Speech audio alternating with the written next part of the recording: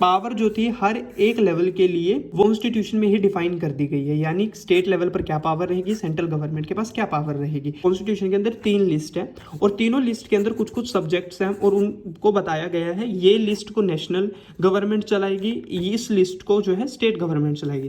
जैसे सबसे पहली गवर्नमेंट है यूनियन लिस्ट। यूनियन लिस्ट के अंदर वो सारी चीजें डाली गई हैं जो नेशनल इंपॉर्टेंस रखती हैं, यानी पूरे देश के लिए इंपॉर्टेंट है और उन्हें सेंट्रल गवर्नमेंट चलाएगी। जैसे डिफेंस सिस्टम हो गया हमारा, फॉरेन अफेयर्स हो गए, बैंकिंग, कम्युनिकेशन एंड करेंसी। ये ऐसी चीजें हैं जिनको पूरे देश में एक ही लेवल चाहिए, यानी जैसे हमारी करेंसी है, अगर रुपीस चल रही है तो वो पूरे देश में रुपी ही चलना चाहिए।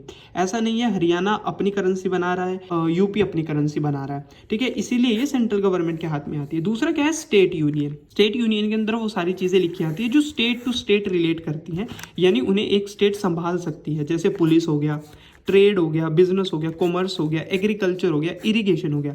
ये सारी चीजें जो है डिफर करती है एक स्टेट से दूसरी स्टेट में। फॉर एग्जांपल हरियाणा है और गोवा है। हरियाणा और गोवा जो है वहाँ पर एग्रीकल्चर बहुत डिफरेंट है, वहाँ की पुलिस बहुत ज़्यादा डिफरेंट होगी, वहाँ का बिजनेस बहुत ज़्यादा डिफरेंट होगा। हरियाणा के लिए अलग चीज़ें चाहिए, गोवा के लिए अलग चीज़ें चाहिए। अब अगर सेंटर जो गवर्नमेंट ये देखने लगी हरियाणा को क्या चाहिए, गोवा को क्या चाहिए, तो उसके लिए काम और ज़्यादा डिफिकल्ट हो जाएगा। इसीलिए इनको स्टेट यूनियन में रखा गया ताकि अपनी अपनी स्टेट अपनी अपनी ज़रूरतों को पूरा कर सके। थर्ड लिस्ट आती है कंकरेंट लिस्ट। कंकरेंट लिस्ट के अंदर वो सब्जेक्ट्स ऐड किए गए हैं जो कॉमन इंटरेस्ट है, यानी जिन पर सेंटर भी डिसीजन लेती है और स्टेट भी डिसीजन लेती है। इसके अंदर जैसे एजुकेशन हो गया, फॉरेस्ट हो गया, ट्रेड यूनियन हो गया, मैरिज हो गया, अडॉप्शन हो गया। ये ऐसी चीज़ें हैं जो पूरे देश के लिए भी इंपॉर्टेंट है, साथ ही एक स्टेट के लिए भी इंपॉर्टेंट है। अगर यहाँ पर दोनों के बीच में कोई कंफ्लिक्ट, कोई लड़ाई हो जाए, फॉर एग्जाम्पल एजुकेशन के ऊपर कोई डिसीजन बनाना है, यहाँ पर स्टेट गवर्नमेंट कहेगी ये करो और सेंट्रल गवर्नमेंट कहेगी ये करो, तो अब यहाँ पर डिसीजन कौन बनाएगा, यहाँ किसके डिसीजन माना जाएगा, यहाँ पर माना जाएगा सेंटर का डिसीजन। जो सेंटर कहेगी वो यहाँ पर डिसीजन माना जाएगा। थर्ड आती है रेसिडरी सब्जेक्ट।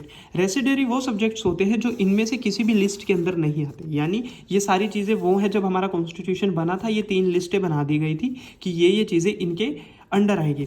बट कॉन्स्टिट्यूशन बनने के बाद भी तो बहुत सारी चीज़ें आई हैं, जैसे टेक्नोलॉजी हो गया, एआई हो गया, साइबर सिक्योरिटी हो गया, ये सारी चीज़ें आई हैं, ये कॉन्स्टिट्यूशन बनने के बाद आई हैं। सो ये सारी चीज़ें जो है रेसिड्यूरी लिस्ट में डाल दी गई हैं और इन्हें सेंट्रल गवर्नमेंट चलाएगी।